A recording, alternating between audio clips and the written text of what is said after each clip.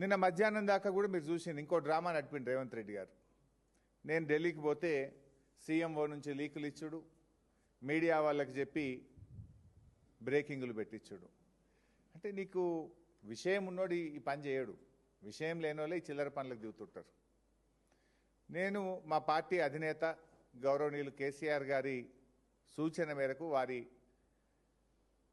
చెప్పిన పని కోసం రవిచంద్ర ఎంపీ గారు, నేను, వినోద్ కుమార్ గారు మేము ముగ్గురం ఢిల్లీకి పోయినాం. దట్స్ ఓపెన్గా శంషాబాద్ ఎయిర్పోర్ట్ నుంచే పోయినాం ఢిల్లీకి. దాంట్లో పెద్ద సీక్రెట్ లేదు, అంతకంటే రహస్యము లేదు. సరే, కాళేశ్వరంకి సంబంధించిన కేసు రేపు జడ్జిమెంట్ ఉంది. సహజంగానే ధర్మం మీద న్యాయం మీద మాకు నమ్మకం ఉంది. డెఫినెట్గా మేము గెలుస్తామనేటువంటి విశ్వాసం మాకు ఉంది. సరే, గెలిస్తే రాష్ట్ర ప్రభుత్వం సుప్రీంకోర్టుకు పోతే మేము కేవిట్ వేసుకోవాలి.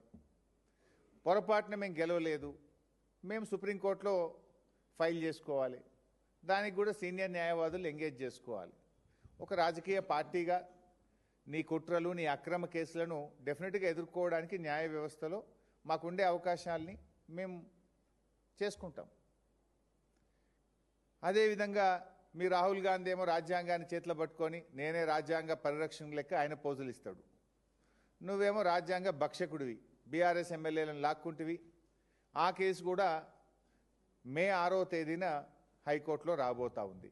సో దానికి కూడా సీనియర్ న్యాయవాదులను ఎంగేజ్ చేసి తప్పకుండా అక్కడ బీఆర్ఎస్ గెలిచే విధంగా, ఇప్పటికే సుప్రీంకోర్టు మొట్టికాయలు వేసింది.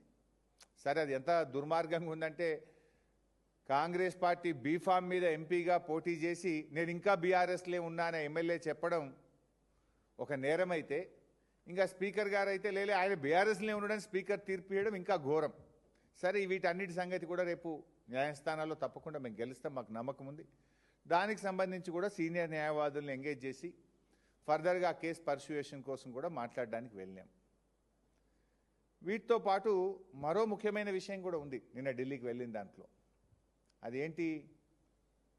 బ్యాగుల కేసు.